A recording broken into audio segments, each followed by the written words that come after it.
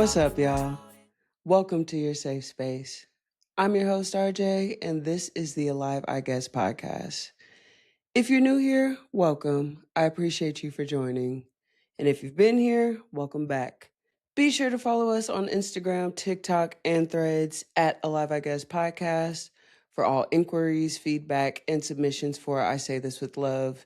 Email us at aliveiguesspodcast@gmail.com. Today, we're going to be discussing holiday grief because it's the holiday season, and I'm not sure about you, but it doesn't feel very holiday-esque these days, and holiday grief is a real thing. A lot of us experience it. A lot of us try to push it aside for the sake of being holly and jolly, and sometimes we can't. So, we are going to get into all of that today. But before we do, we got to get some gratitude in, set the tone right. For anyone who is new to the podcast, every episode I like to start off with some gratitude just to set the space right and get our minds and energy together. Because some of the topics we're going to be diving into might be a little heavy. Maybe not today, but it can get heavy. So we want to just set the space right and make sure we are in a good space before we dive in. Today, I'm grateful for my loved ones, my close circle, my friends, people who support me through every phase of my life, friends who have come about in the last decade or so, and have seen me in a certain journey that has been the most transformative and has gone through the most up and downs. And I am very fortunate to have people around me who support me and love me through every phase and every journey that I've been on. And they continue to show up for me and just honor me in every season that I'm in. And I understand that's not something that you just are naturally guaranteed. And so I'm very appreciative to them all. And I love you guys. And if you're listening today, go ahead and say something to yourself that you're grateful for. And if you're watching, drop something in the comments that you're grateful for today. Hey y'all, before we jump into the topic, I wanted to inform you that there are different types of support resources listed in the episode description. Feel free to utilize any of these resources this holiday season. Now back to the episode. All right, let's get into it, because holiday grief be happening. Let me start off by saying there's nothing wrong with you if you aren't feeling very festive this holiday season or any holiday season for that point. Just because you aren't happy and fitting into this idea of being holly and jolly during the best time of the year doesn't mean there's anything wrong with you. That is what they're telling us to do because it helps further our contribution to capitalism and the consumerism during this holiday season. If you look good and you feel good and you're feeling like giving, then you're going to go out and spend money. So this has been something that has been designed for people to spend money. It's the end of the year, end of the quarter. All these corporations need to hit their quotas. So they're going to do whatever they need to, even if that includes playing on your psyche. So you not feeling the way you're supposed to be feeling this season is completely fine. And honestly, I'd say it's normal. We just made it through a very tough year with a lot of different obstacles and a lot of different hard, traumatic things to experience. And just because it is the holiday season doesn't mean that naturally automatically goes away. So let me just start off with that. To be honest, the holidays aren't joyful for everyone, and that's just real. We have a lot going on throughout the year, and then we end the year after going through all these things with all these obligations and all these responsibilities and all these commitments, and you're supposed to feel a way. And if you don't feel that way, you deal with that internal battle and internal shame or guilt that you feel because you don't feel like everyone else does. It's just a lot. If the holidays are about connection and family and love and being together and spending time, then those things should be what we focus on. But we tend to focus on the gifts and the performing and the perception online and all the things that really don't matter. So that's adding another extra layer of shame and pressure to ourselves. Not to mention grief in itself, when you don't feel the way you think you're supposed to, on top of grief in other regards around the holidays. So, for someone like myself, I grieve a lot of how the holidays used to feel. Oh, that warm feeling and the magic of Christmas. And it was literally colder. So it felt like a colder Christmas and it just played into the whole vibe. The family connections that we used to have.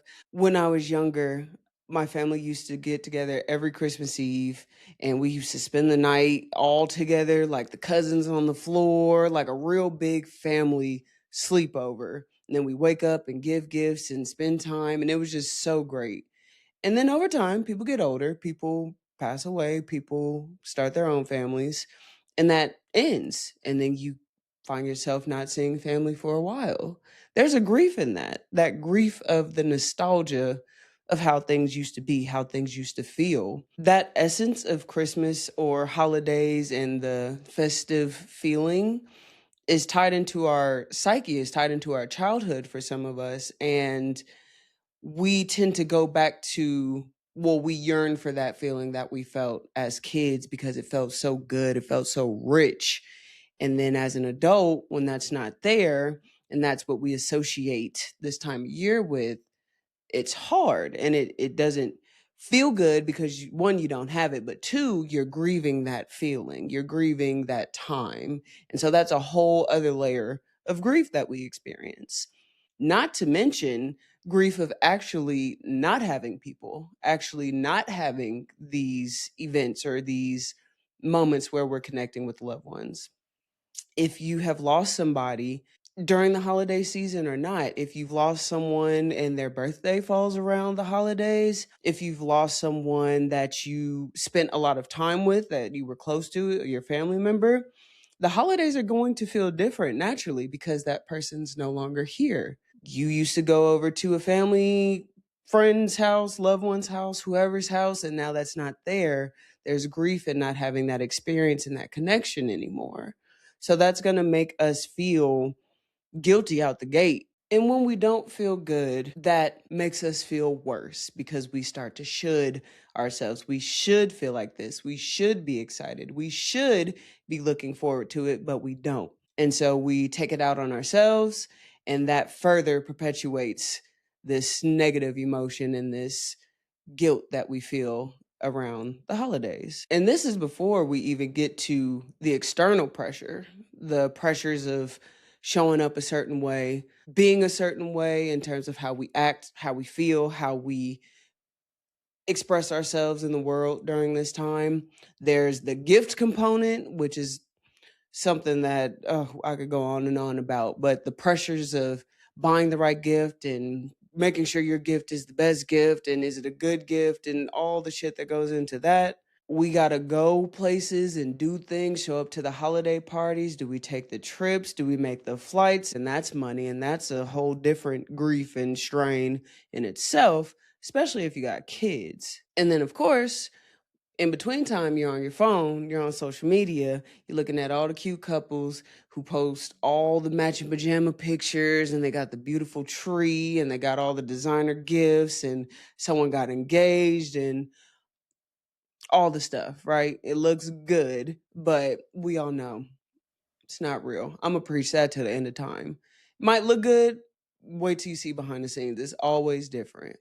But that doesn't stop us from comparing. It doesn't stop us from internalizing and being like, damn, maybe my life isn't so great. I get it. I completely get it. I still catch myself doing it today, but then I have to remind myself, ain't no such thing as a life that's better than yours, regardless of the situation. But it's easier said than done.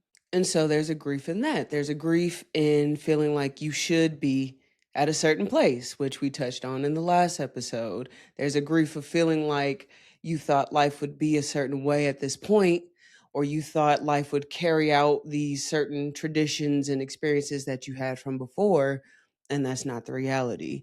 That's hard to accept and register in your brain and then pivot so that you can move forward without feeling guilty or shameful every time the holiday season comes around. Circling back to this time being tied to people who may not be here, or times that may not be here anymore, we also got to think about These times are tied to rituals. There are certain things, like I said, that I used to do in my childhood that are no longer here. There are certain things that maybe you used to do every year. Maybe you used to go look at the Christmas lights, or you used to have a certain meal or party or gathering every year on a certain day. Maybe there was a certain birthday around this time and y'all would gather in celebration of that person for their birthday.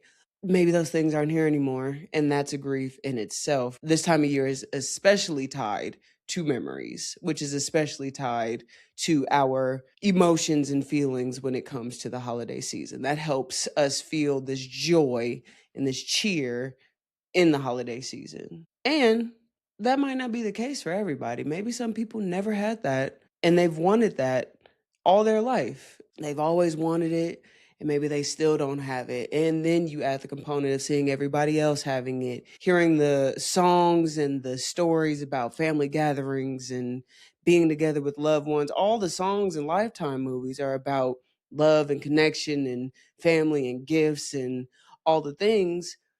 What if someone's never had that and they keep hearing that every year, that that's what it's supposed to be, and they don't know what they're talking about because they can't relate? That's heavy. So why, if I'm that person, would I feel cheerful and joyful? I'm actually a little angry that everybody else gets this and I don't get to experience this. Why not me? That's a heavy burden to carry around. Nobody deserves that.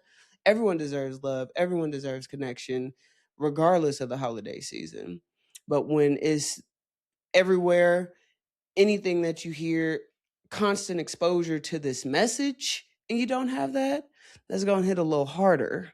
I have been very fortunate that my childhood was full of family connection and love and the gifts and all the great things that you think of when you think of the holiday season. I was also a kid in custody, so my parents were not together.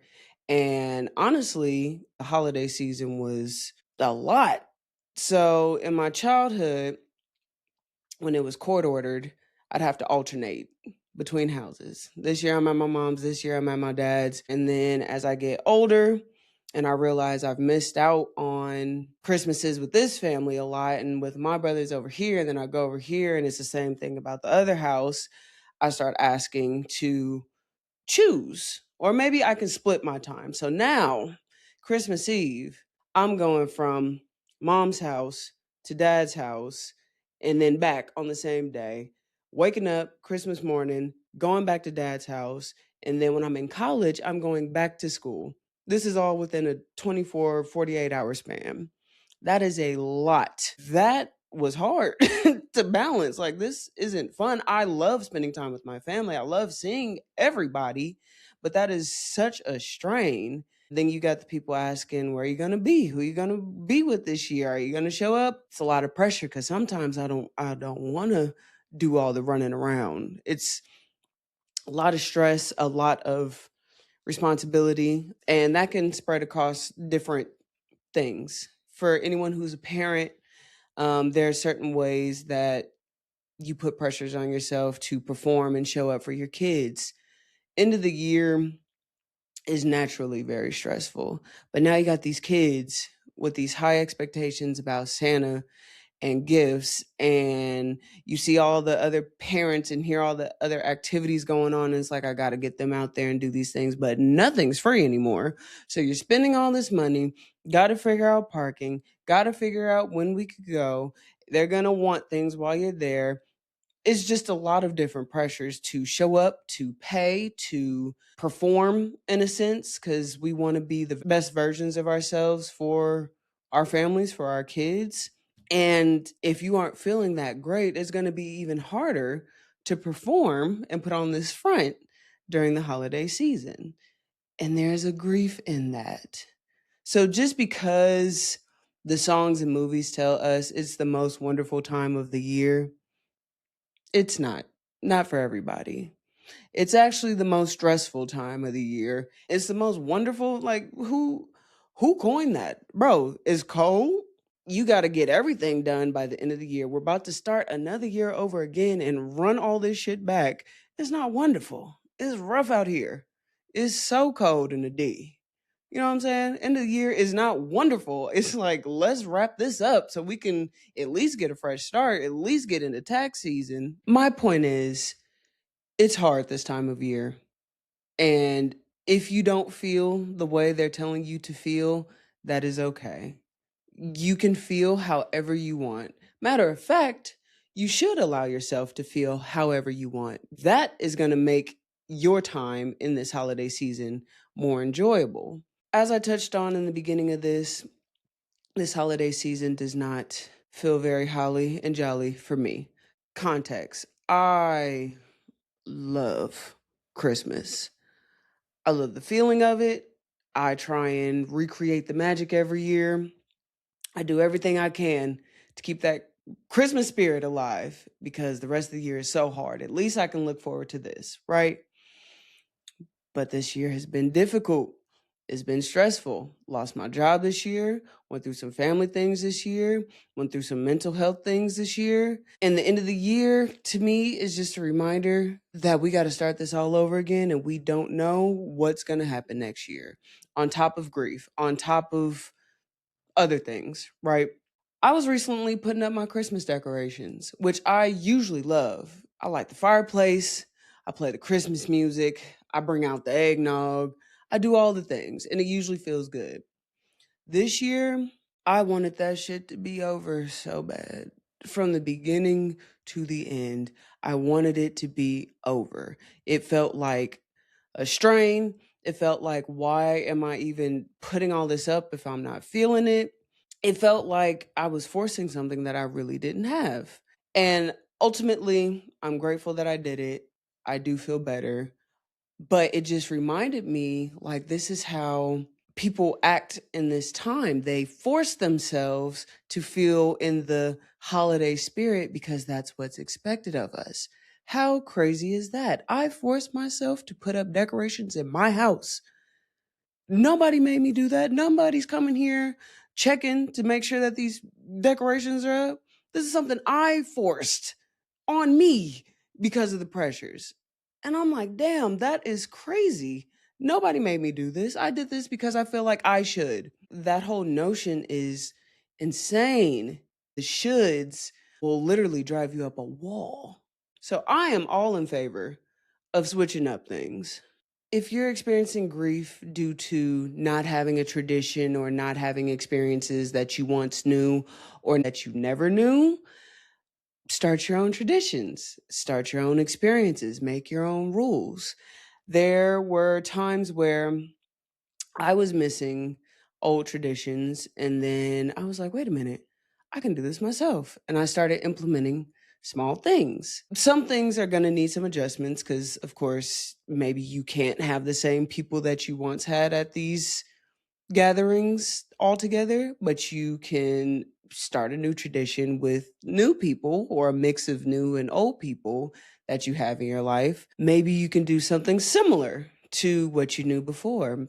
I, God bless my uncle and auntie, I would never have my family, all my family, spending the night at my house. Love y'all. No. Too much energy. I can do like a family within the family, but you got all the siblings, all their kids, granny, grandma, grandpa. No. First of all, I ain't got that much room. Second of all, that's a lot of energy. Third of all, who's feeding y'all? Because it's not me. We gonna potluck this. But you can do something similar. Maybe you don't sleep over. Maybe y'all don't even come to the house. Maybe you can go to a restaurant or everybody can chip in and rent a space and y'all could gather there. They're just different alternatives you can do to help restore that feeling or create that new feeling so that you don't have to experience that grief around the holidays. Now, the grief with having a lost one, the grief with not having a parent or grandparent or sibling or child or loved one, that's something that unfortunately we can't do anything about. And I don't know what anyone out there believes in terms of spirituality or religion, but I do believe, correct me if I'm wrong, I do believe there are ways in which we can honor our ancestors, the people who have passed on that can show up in our respective religions, spiritualities, or just beliefs. Maybe that's something you can do during the season, whether that's putting up an altar or hanging a picture. Maybe it's watching videos of them so you can relive and experience them through video. Maybe it's telling stories about them. I don't know. There are different ways. Maybe you can go about honoring them at that time. It can only do so much because we can't replace these people, but it is something. So we can start new traditions and we can start new experiences. Second, we gotta cut the shoulds. Anything you said you should be doing, anything you say you should be feeling, no. Remove the shoulds. If you feel you should be doing something, you should be feeling something, you should be going somewhere, check in with yourself. See how you really feel. Because just because you should doesn't mean you have to, and it doesn't mean that's what you want to do. So really start to check in. When I start getting in my shoulds, I should put these Christmas decorations up. If I would have listened to myself, I wouldn't have put them up, or I would have put them up later, and I would have honored my feelings and not forced myself to perform, and I would have felt better because the whole time I'm engaging and acting in this thing for the sake of the holiday, I'm irritated. So we got to remove the shoulds and just act on how we feel, like really honor our feelings, especially during this time when a lot of feelings are coming up. Three, allow your feelings to come up. Grief is not linear. It'll pop up on you when you least expecting it. You could be sitting in the middle of a party, having a ball, and then all of a sudden you could be struck down because something triggered an emotion. And that's okay. It's a very emotional time of year. Not all the emotions are good.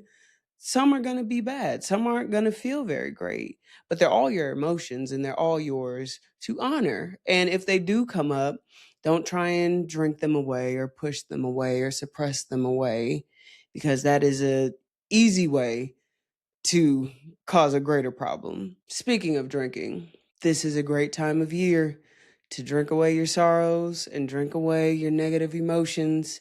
And I would be remiss if I did not say, be mindful if you're drinking this holiday season. Please do not drink and drive. It is not worth the risk of your life, of someone else's life, to get in a car and drive when you are under the influence. And if you think you got it, I promise one day you won't have it. So please call that Uber, stay the night, do whatever you need to do. Do not get in the car and drink and drive. Now, circling back. It's okay not to feel festive. It's okay not to feel all warm and fuzzy inside. It's okay to feel quite the opposite. At least you're honoring those feelings and you're not trying to fake the funk for the sake of the holiday. It is also okay to feel joy and grief at the same time. My therapist calls it a dialectical. And that's when two seemingly opposite things exist at the same time. It is possible. You can want to be there at this party and want to enjoy the festivities. You can also feel like you don't want to be around everyone. Seems like it wouldn't work, but honor it. You feel it. So obviously, it is possible to feel it. Let this be the time where you honor those feelings. Let that be the gift to yourself. Give yourself permission to set boundaries around family, around events, around commitments, around everything that goes into the holiday season. And then find some constructive ways to cope. What that can look like. Create new traditions. We've touched on this a little bit, but start a new family tradition. It doesn't have to be this huge deal. Just start something that's new and that's yours and that you can grow and expand upon with yourself or your loved ones or your family. Do what feels right. If going to this party or gathering felt great before, and then as it's getting closer, it's like, I really don't want to go, honor that. Don't go. Last Christmas, I could have gone to multiple different houses, but last year was hard. This year was hard. Last year was hard. At the end of that year, I didn't want to be around people. I didn't want to travel for the holidays. So I didn't. I stayed home at my house and had a great time. I was sick, but it was great. And I didn't feel away. The people I was supposed to go see didn't feel away. And we FaceTimed. Boom. So it all worked out for everyone. But do what feels right to you. You deserve to feel good in the holiday season. Find support. That's going to be a big one. That could be online support, that can be support groups, that can be a couple loved ones that you just kind of check in with each other every now and then. It can be from strangers that you meet on the street, or it can be a certain book or article or website or resource that you turn to for support. There's so many different options. They have support groups out there for grief, for codependency, if that's something that you're dealing with, all these different support groups that are online. You could go be in person. And they are aware that people go through different things come the holiday season. So there's tons of them. So you can look into that, or you can lean on other people that you already know for support. But find support. That we can't get through any of this alone. Support is a must. It's really big. It's one of the pillars that I stand this platform on. Support is instrumental in healing, which is why I even began this, to offer support and find support as we navigate through life's challenges. And although it is easier said than done, you gotta limit that social media. Social media is a thief of joy. This goes outside of the holidays, but especially during the holiday season, oh man, that's something I'm trying to practice now and will continue to practice. But stay off social media. Unless, of course, you're looking at a live, I guess, podcast content, then you're in the right place. And because it is me, and because I am a supporter of doing things sober, because I've seen the beauty in doing things shit faced and doing things sober. If possible, we aren't perfect. I'm not saying that you have to implement these things, but I would suggest maybe limiting your alcohol consumption. I'm not saying just don't drink, because that's not realistic.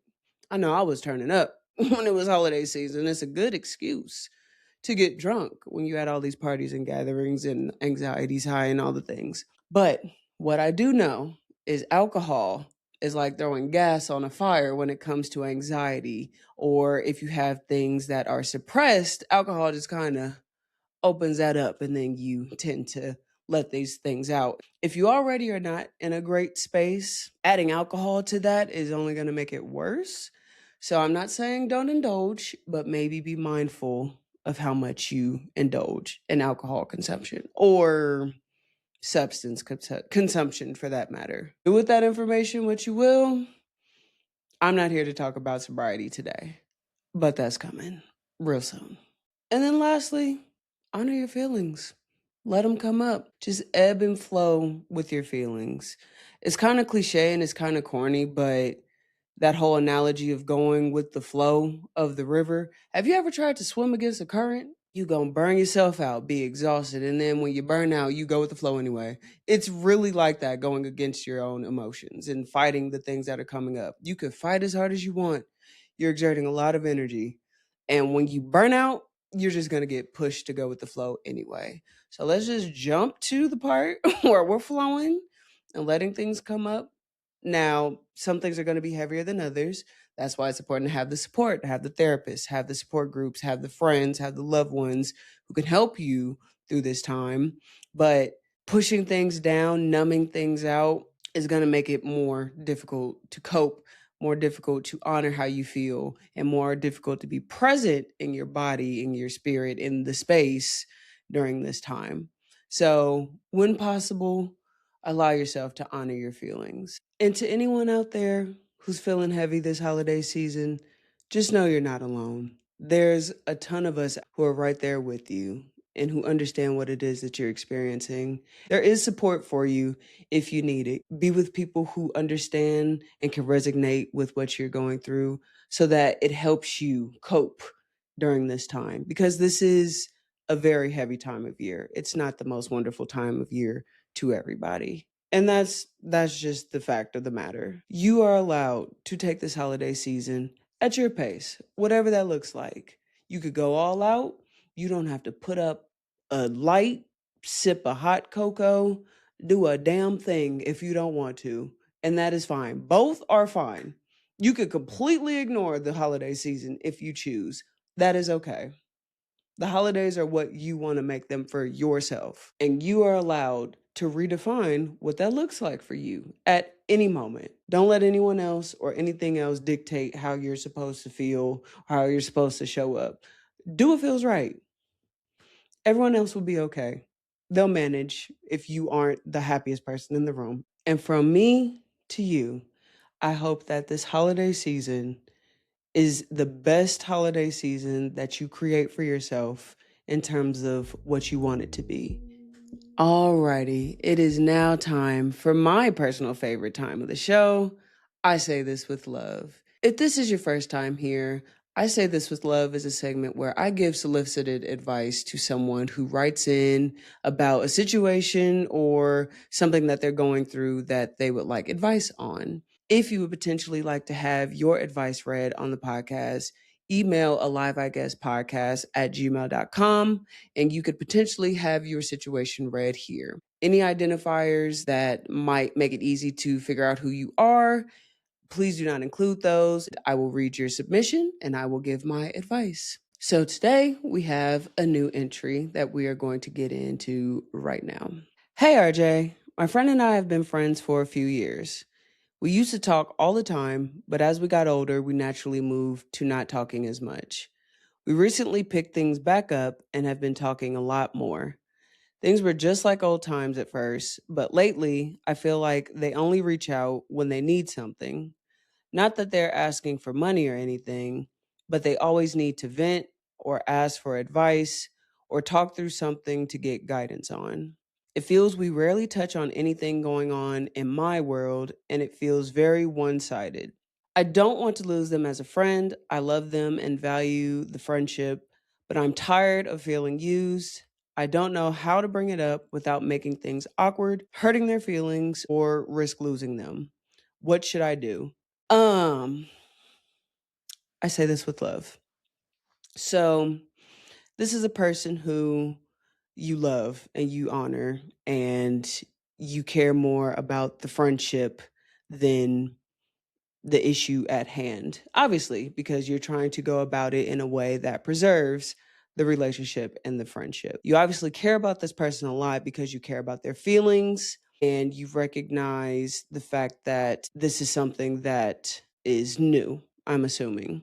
Is this a person who, when you usually come to them with problems or concerns, they're understanding, or do they come off defensive and not hold any accountability? Another thing I will say about feelings that I had to learn myself, their feelings aren't your responsibility. That doesn't mean try and hurt their feelings and it's like their feelings aren't my business. I'm saying if you have something you need to express, so long as you express it constructively and respectfully, however they feel about it is not your responsibility. It might hurt their feelings just depending on the type of person they are, but that's not the point. You have something that you want to bring up to them and you want to fix for the sake of the relationship because you deserve the space to be supported in the relationship as well. If your concern is saying it in a way that the person will be receptive to, if that is an issue that you fear you're going to run into, then I would try adopting a way of telling them that doesn't put blame on them. Like, you're doing this, you are doing this. I don't like that you do this. Because as soon as we hear that, it's like our guard goes up, right?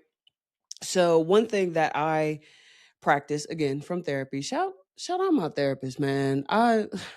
You taught me so much. But something that my therapist taught me was this 4-part statement. It's notice, I feel, I think, I need.